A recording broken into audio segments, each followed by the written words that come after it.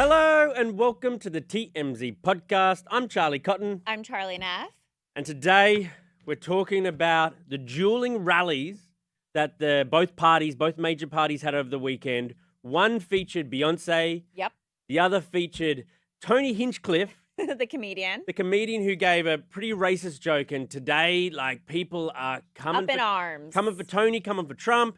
We'll talk about some of that reaction. Matthew Perry, it's the year anniversary of his death today. And his family are speaking out about the tragedy and, things that led up to the tragedy, very interestingly. And his house, too, also sold. Yes, it did too. And finally, we'll talk about two celebrities who gate crashed parties this weekend. For to unsuspecting fans, these celebrities came and there was pandemonium. It was fantastic. To begin with, though, Tony Hinchliffe. He is he's a famous comedian, but he's more famous in the conservative circles. He has a famous podcast called Kill Tony. Was he on the Tom Brady roast? I'm not sure if he was on the Tom Brady roast, but he's in that same sort of circle of comedians. Yeah. He went to a Donald Trump rally at Madison Square Gardens on the weekend, and he told some pretty poor taste jokes. Let's have a listen to one of them now. It is absolutely wild times. It really, really is. And, there's a lot going on. I don't know if you guys know this, but there's literally a floating island of garbage in the middle of the ocean right now. Yeah. I think it's called Puerto Rico.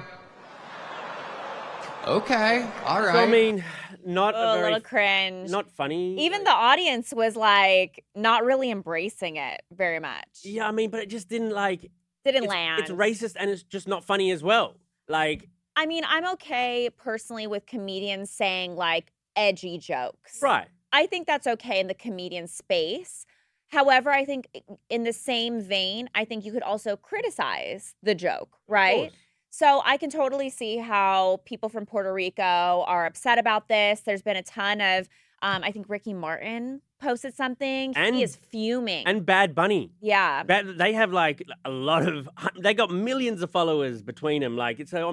He shouldn't have come for the Puerto Ricans. Also, side by side, at the very same time, Kamala Harris is in Pennsylvania talking to Puerto Ricans and trying to woo them for their vote. And then you got someone standing at a Trump rally dissing and being racist towards Puerto Ricans. It wasn't a very good play, I don't think. Yeah, but also you kind of know what you're going to get if you have a comedian up there. They're going to say some off-color jokes. That's the whole thing about being a comedian. I don't know any comedians that say jokes about a sweater, that's not going to play well. But I could tell some jokes about your sweater today, actually. Hey. But I don't think a comedian like this would stand up at a Kamala Harris rally. So, we can have comedians come and stand up. But I just feel like it is a weird fit in general for a political rally, though. Yeah. But this is one of those things that this Tony Hinchliffe, this is going to be great for him in his career. Oh, of course. Of course. Will Trump really lose any votes? I don't know. Yeah.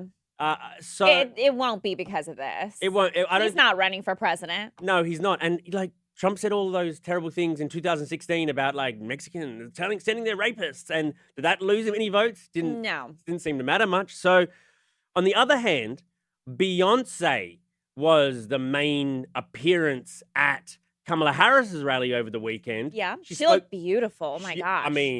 She looked stunning. Presidential. She just looked, she, honestly, I'd never seen her look so captivating for some reason. Yeah. And she had the crowd in the palm of her hand. It's interesting that the celebrities coming out on one side and celebrities coming out on the other side. Clearly, the Democrats have the bigger names. But at the end of the day, will it affect anything? Probably not. Yeah. Do you think it'd affect anything if Taylor Swift got on stage in Pennsylvania with Kamala? I don't think celebrities have that big of a sway as people make it out to seem. I know it's very easy to be oh my gosh, Billie Eilish said this, Taylor Swift said this, or, whatever. But I don't really think, at least you shouldn't look to your favorite celebrity to figure out who you're voting for. People do, though. But is it dumb? Do they?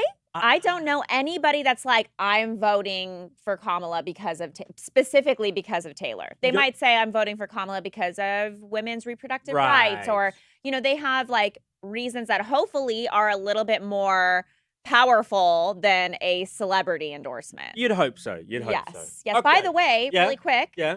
2 people came together with opposing political views this morning. Kid Rock and Eminem. Did you see that by chance? Well, yeah, I did. It's interesting that those two were able to sort of like, They were like chumming it up on Twitter over like a sports team. I couldn't tell you who. Detroit, maybe? I don't know, but they were both like, oh, if this can bring us together, like, great. I mean, I kind of like that. I know having friends across the aisle is an increasingly rare thing. You know what I mean? Yes, but you should be friends with everybody. You should be friends with everybody. I don't know if I want to be friends with everybody. All right, on to our next story. Matthew Perry, it's the year anniversary of his death today, and his family are speaking out. His mother, Suzanne, his stepfather, Keith Morrison from Dateline, with that voice. I didn't know that he was his stepfather. Yep. They went on, was it the Today Show? And Savannah Guthrie interviewed them. Let's have a bit of a listen to some of that interview now. What do you think about the fact that there has been some accountability there? I'm thrilled. I'm thrilled. What I'm hoping, and I think the agencies that got involved in this are hoping, that people who have put themselves in the business of supplying people with the drugs that'll kill them, that they are now on notice. It doesn't matter what your professional credentials are, you're going down, baby.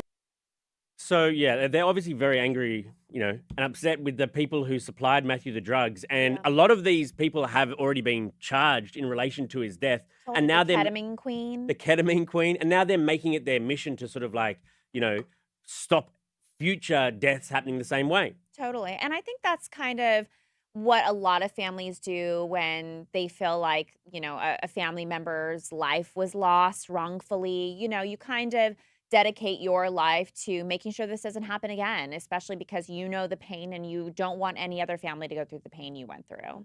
So, I mean, his family talk about how in his final years, he was trying to sort of like rehabilitate himself, get sober.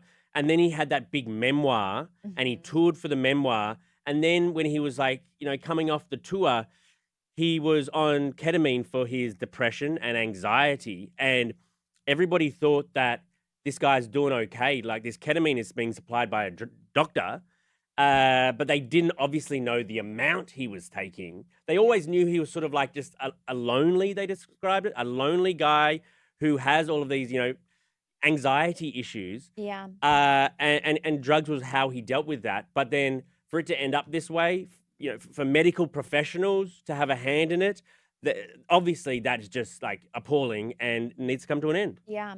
And it's crazy too, because today, like you mentioned, is the 1-year anniversary of his passing. And actually just over the weekend, it was announced that the house he died at, remember he passed away in the jacuzzi at the house, was actually sold. I think Matthew bought it in like 2020 for about $6 million. It sold for like a little over $8 million. Yeah.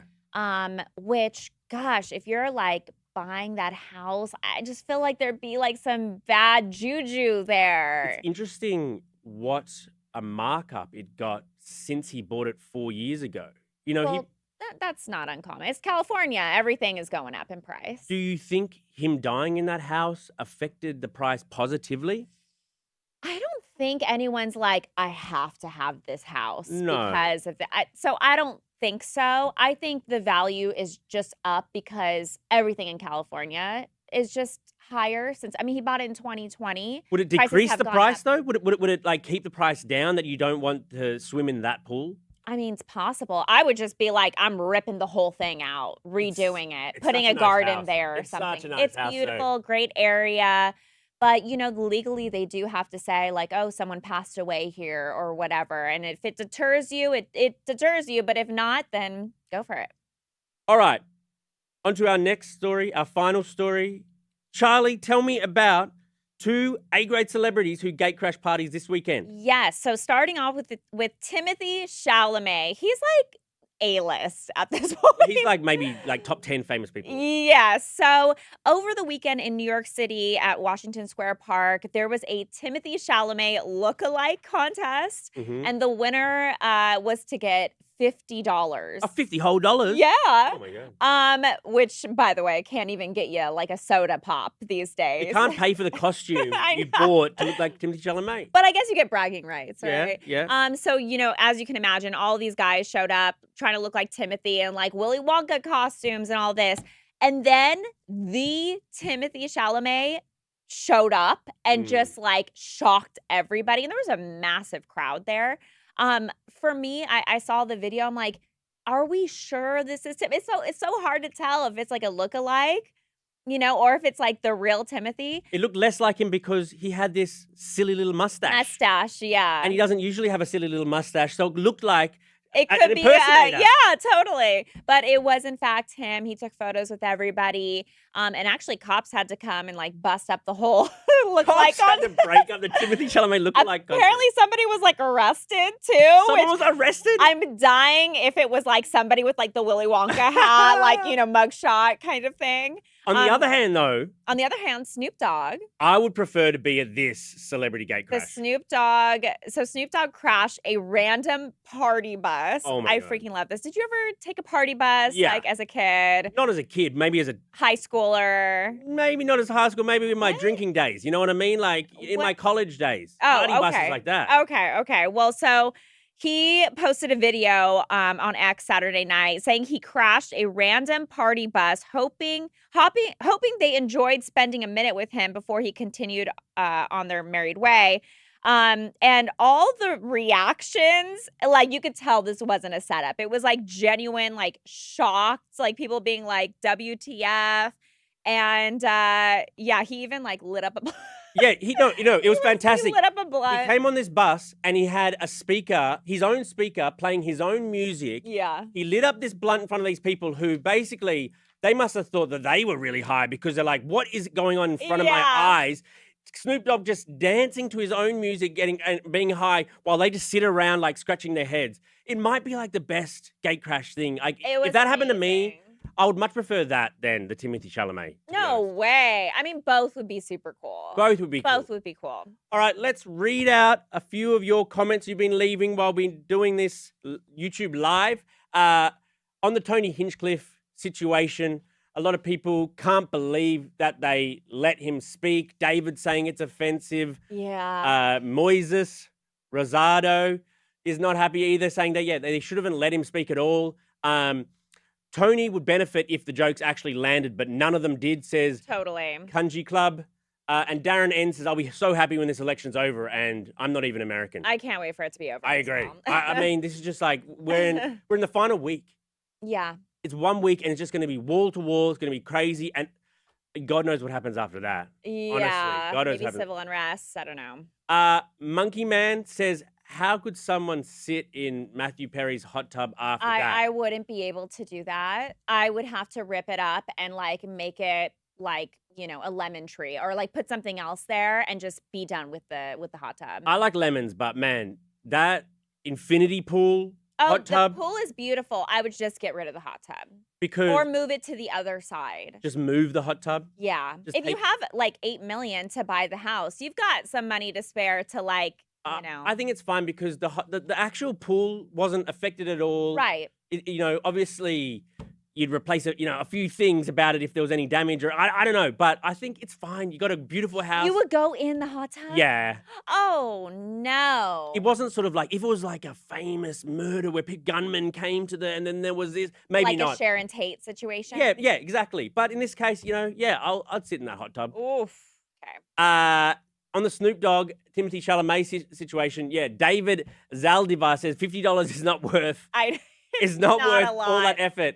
By the way, we have a Halloween costume contest here this week. Okay. The building, you can win $400 for your costume. Oh, you're trying to win it, obviously. I was, like, me and some girls are dressing up as a Dallas Cowboy cheerleaders, but I heard Devin Rawls' costume. You guys know Devin Rawl. He's on TMZ TV. Mm-hmm. He's going to win the $400. And you know what? I helped him with his costume, so I told him I better get like a finder's fee. I can't remember. He even told me his costume. I can't remember what he said. I can't spoil it. He said it with like an eye roll that he didn't even think it was that good. Oh, and then he told me on Friday he put it on. He could not stop laughing at himself. Can you please not like dress up too? Like, you know how Halloween, like a lot of girls want to, I'm just going to dress up sexy. I'm a Dallas Cowboy cheerleader. What do you think that is? Don't overdo it. You know, this is a workplace. What? What do you mean?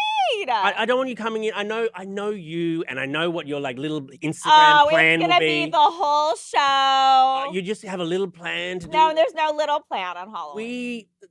The less we see, This the better. is my You know what I mean? Super Bowl. I know. Why are you trying to tear me down? This is my favorite day of the year. Why are you trying to stomp on me like a bug? This is a workplace. Is all I'm saying. You know, you just take that. Is my midriff offending you? It doesn't offend me, but we're just trying to get stories. Okay, just do whatever. Do whatever. Wear whatever. Are you dressing The future is female. Yes. Thank you. Okay, better. I like how you ended that. Yes, I'm actually dressing as a female. Oh. Okay. Ray Gun, the Australian breakdancer. Why are you spoiling it? Oh, I guess I spoiled me. Yeah, I mean, even this spoiling thing. I don't like no one secretive cares. costumes. I don't want to out other people's costumes, but I don't like it when people are like, "Oh, you'll see." I'm like, "Oh, no, we'll see." Okay, what is Devin going as then? I can't. You just said it. Him. I can't out his like, costume because I can't. It's going to be like Bigfoot or something lame like that. I did his Bigfoot costume last year. Well, there you go. Well, there you go. You need costume ideas? Come to me. Right. All right. Thank you, Charlie. Thank you, Charlie. And we'll see you guys tomorrow. Bye.